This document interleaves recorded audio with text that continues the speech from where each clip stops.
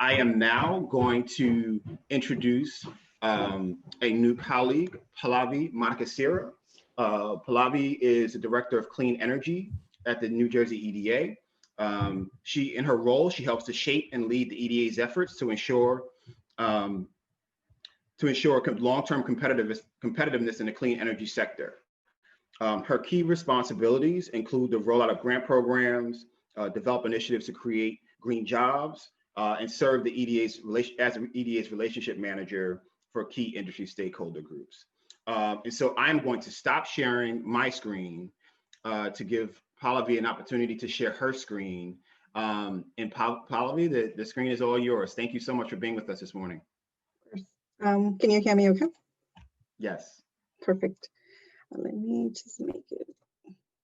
Let me know if you're seeing a split view or if you are. It's split at the moment. Screen? Can you see it full screen now? That's perfect. Perfect. Thank you. First of all, thank you so much. I really appreciate it, and it's a real honor to be part of this group, and especially following Marissa's talk. I really appreciated it. Being a woman in clean tech, it's especially personal for me, this topic around energy career pathways, especially as it relates to clean energy. So since Marissa shared a little bit about her background, I can share a little bit of mine, maybe just to set the context as to why I look at why the EDA looks at it the way that I will show and present in a couple of slides here. So I have a background in physics, and many, many years ago, when I graduated with a master's degree in physics, pretty much nobody really had a clue as to what they could do with me. The only option that was presented was I could essentially become a teacher at a high school, or if I worked hard enough, that I would become a professor.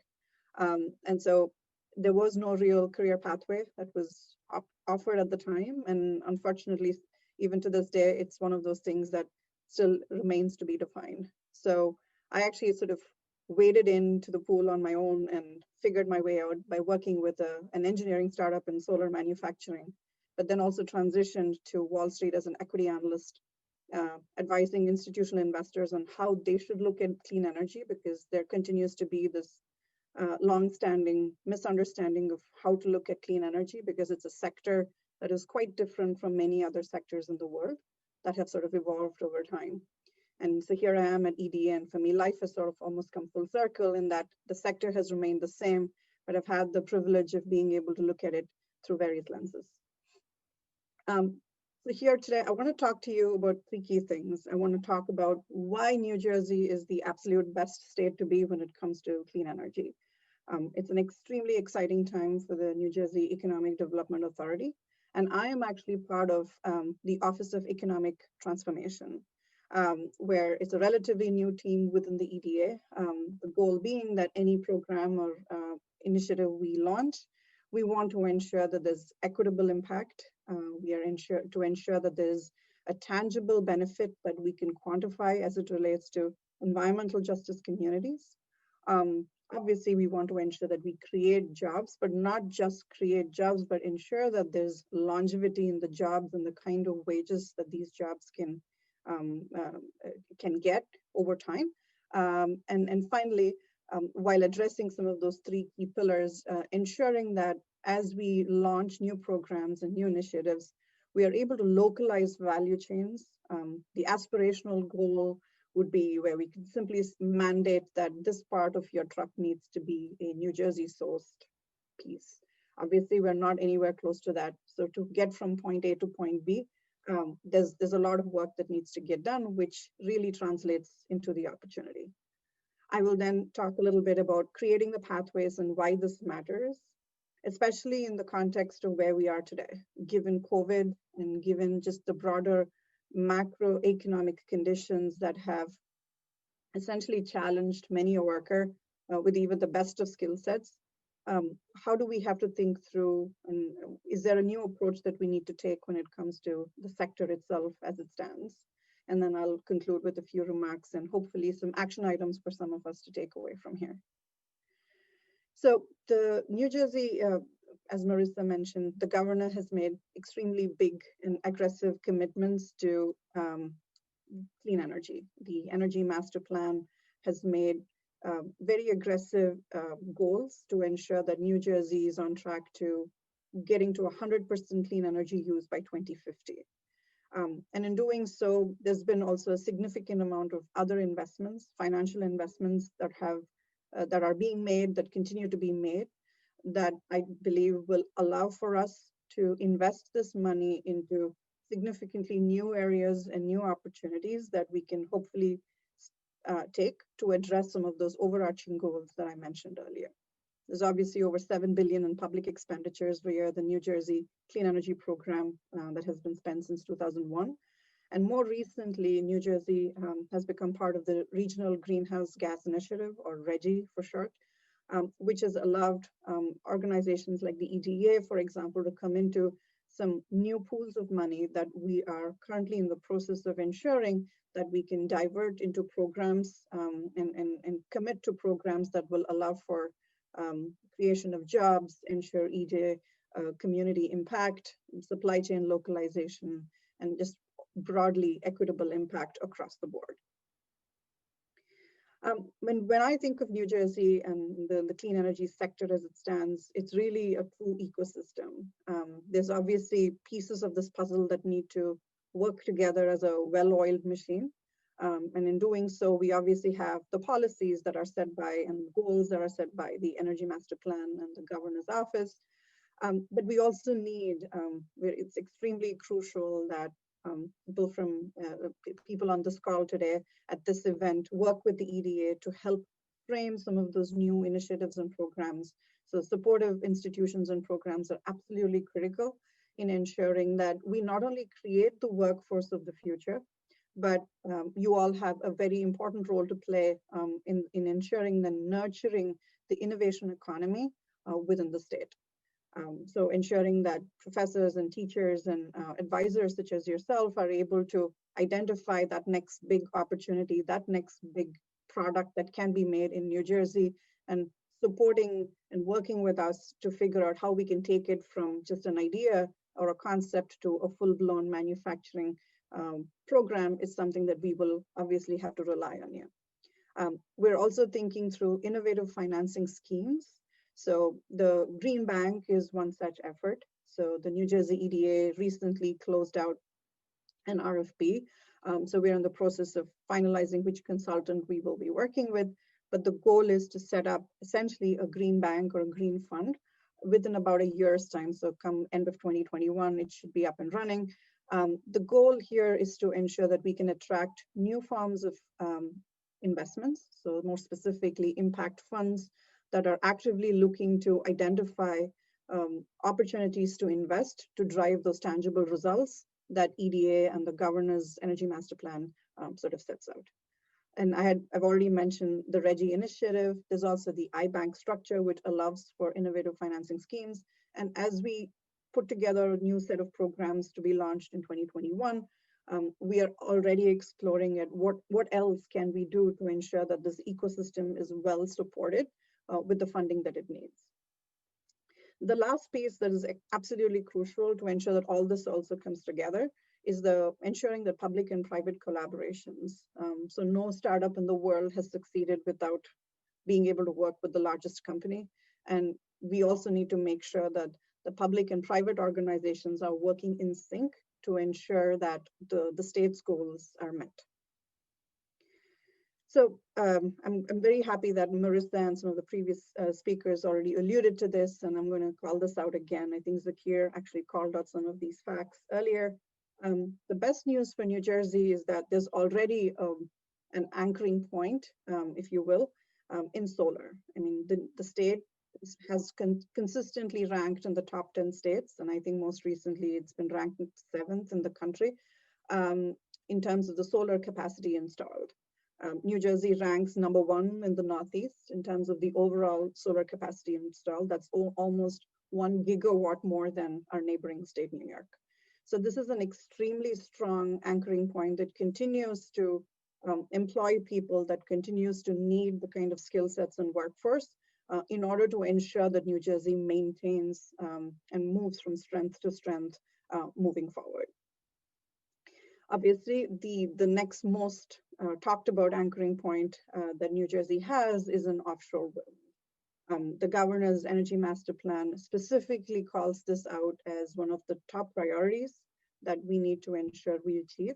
And this is something that the EDA is actively working to support and ensure that we not only create the offshore wind, the structure of it itself, but also more along the lines of ensuring that the port itself is developed, creating all those needs around the workforce, ensuring that there's localized supply chains, etc. So we've had one of the largest single solicitation of over 1.1 gigawatts that was awarded in June 2019, and with more than 7 gigawatts in the pipeline. So it's a very robust opportunity here that we are talking about. And from a clean energy sector standpoint, it's extremely exciting to know that we have not just one, but two, probably two of the biggest opportunities that any state can possibly have. And this is quite unique to New Jersey, unlike any other state in the country. And for this reason alone, it's a very exciting time to be in the clean energy sector.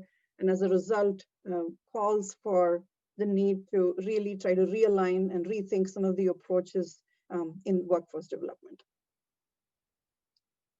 So now that we've talked through a little bit about why New Jersey is exciting and why this is almost the best place to do business in the United States, let's talk through a little bit about creating those pathways, career pathways, and why this matters. So one interesting but a staggering statistic is that pre-COVID, the United States clean energy employment sector grew at 10.4% between 2015 and 2019.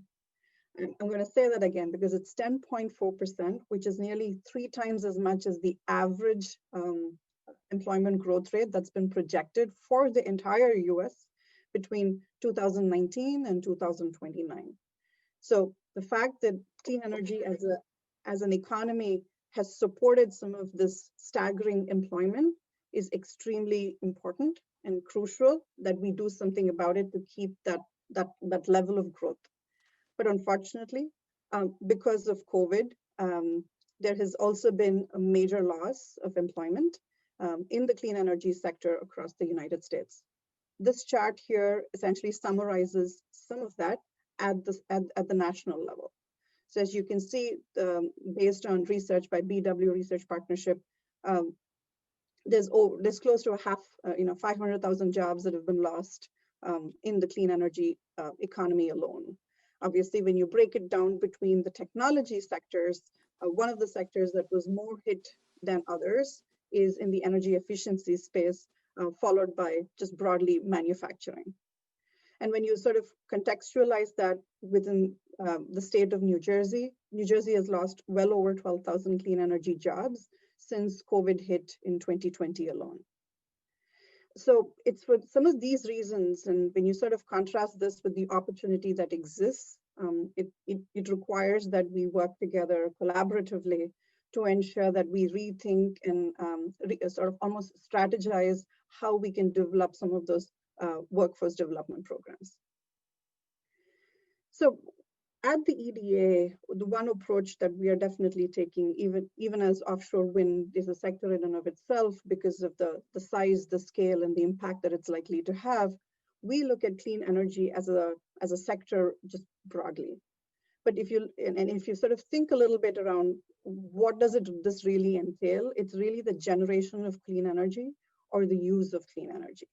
And that's really how the sector itself can be just broadly categorized. So obviously from a generation standpoint, you have wind turbines and offshore wind turbines that are more specific to the state of New Jersey.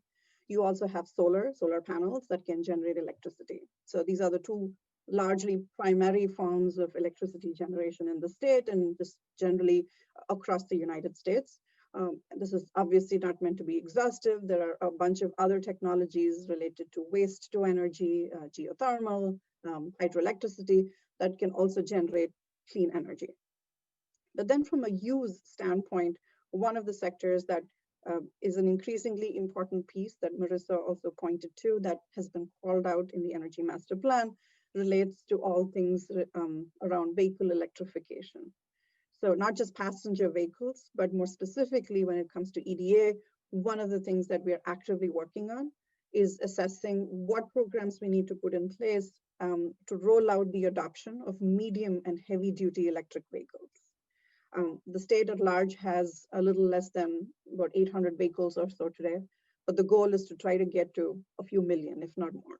So we are really setting ourselves some very aggressive plans, and we hope to be able to achieve that.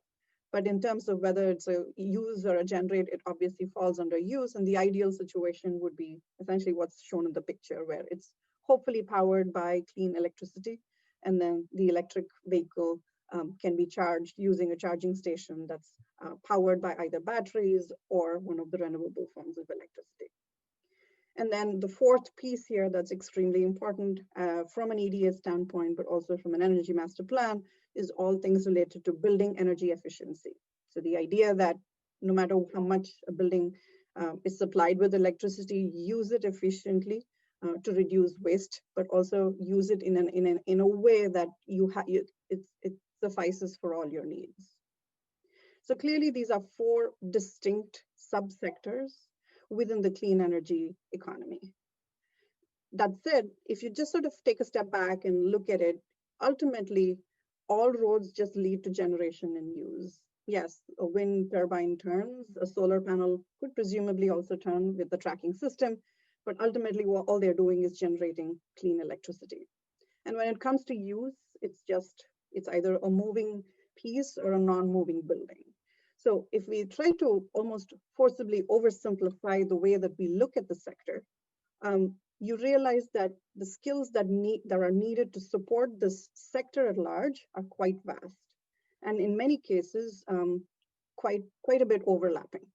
So case in point, almost all of these need to be connected to the grid, right? There's obviously off-grid structures that can be put in place, but we also know that many of these generation, when it comes to generation or usage, the use of battery energy storage can make it that much more effective. Most of these, if not all of these, need some form of an inverter. You obviously need to know the ability to connect these to some sort of an electrical panel or a meter. There needs to be installation capabilities and know-how to get any of these technologies installed. And given that almost all of these technology are guaranteed to last 20 years or more, there's a significant need in terms of skill sets around repair and maintenance associated with any of these technologies. And then obviously, if you think about like offshore wind, the wind turbines themselves need to be transported a certain way compared to, say, a solar panels on a truck. And then you have the need for engineering and manufacturing. So you manufacture different parts. Understandably, some of them are very distinct to the subsectors, but at a high level, some of these are quite a bit overlapping. You have the need for construction and real estate, so the understanding of what land is better to be redeveloped, say something along the lines of a brownfield area that needs to be redeveloped into a solar field as opposed to cutting down trees to put in solar panels. So, and the list really does go on. So there's a vast number of skills that are broadly transferable across these subsectors.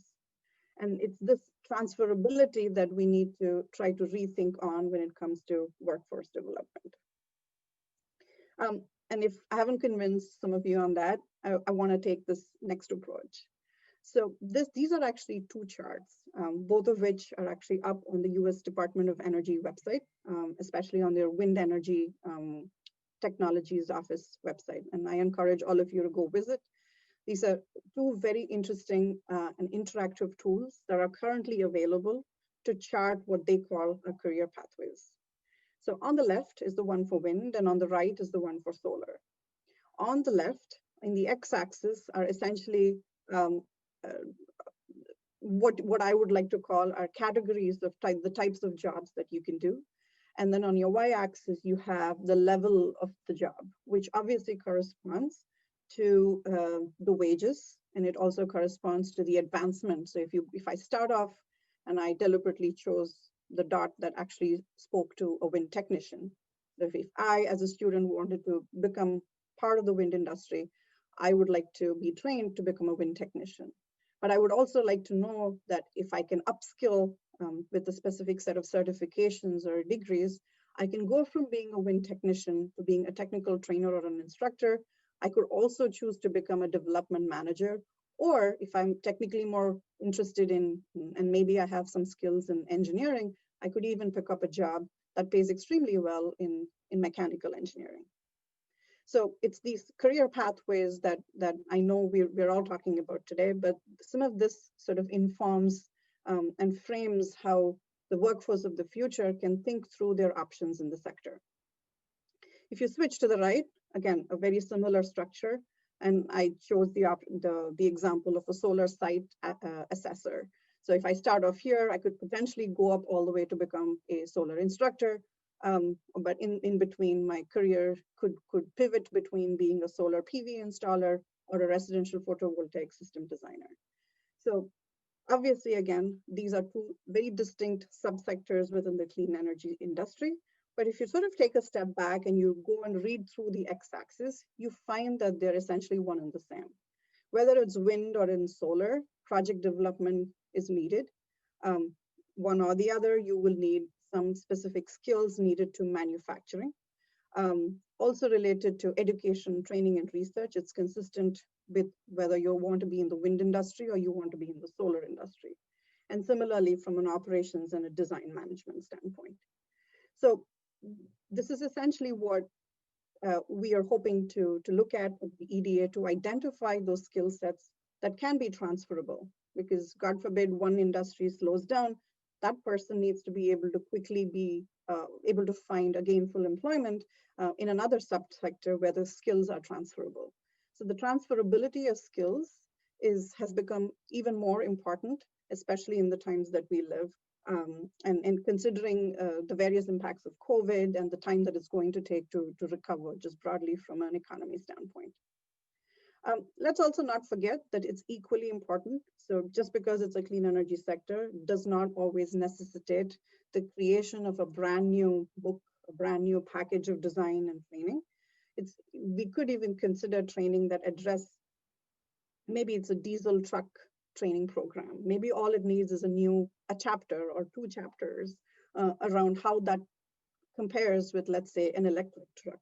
So the idea that we can upgrade what we currently already have is another approach that we certainly hope we can take to address the lack of skills or the lack of the workforce that might exist in, let's say, 3 or 4 years from now, but also ensure that people that are transitioning from non-clean energy sectors feel the safety in being able to transfer the skills into the clean energy sector.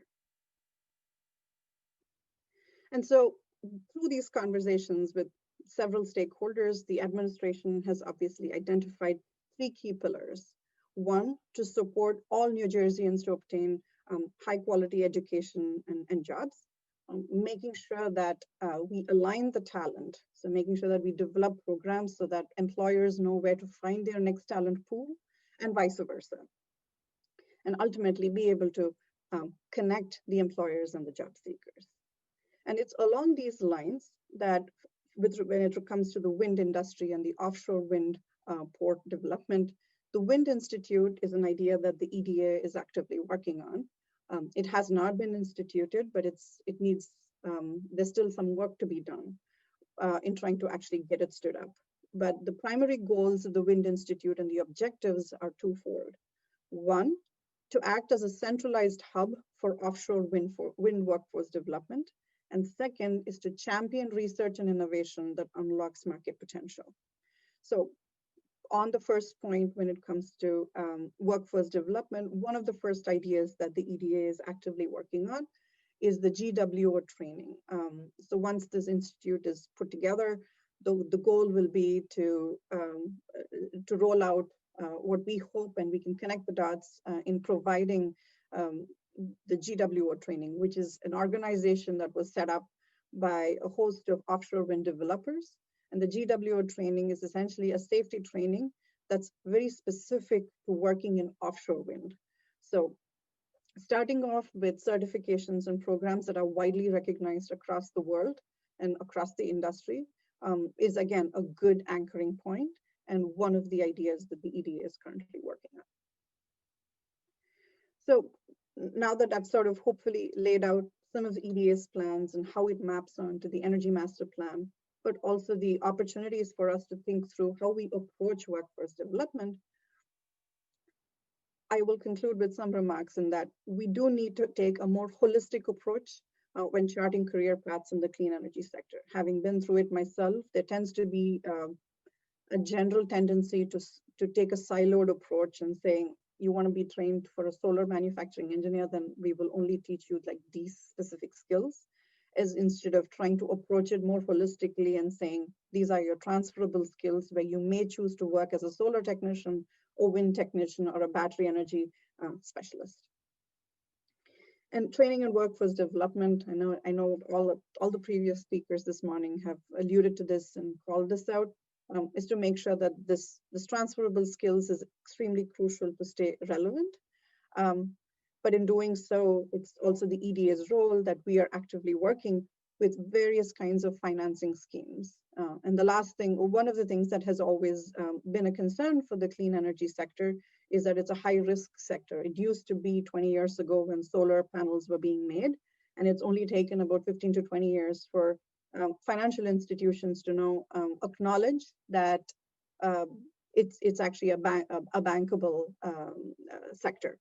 So the fact that we have only 50 years to go from where we are today to achieving 100% clean energy use within New Jersey, it shows that we have a lot more work to be done, that there's a lot more work to be done and programs that we need to put in place more collaboratively to ensure that we get there. And in doing so, make sure that all of these workforce development programs are serving the disadvantaged and communities of color. And with that, I will take any questions you may have. I have my email in here, so I would love to hear from any of you, all of you, with any questions, concerns, opportunities that we could work together. And I will pass it over to you, Travis. Pallavi, thank you so much for your presentation.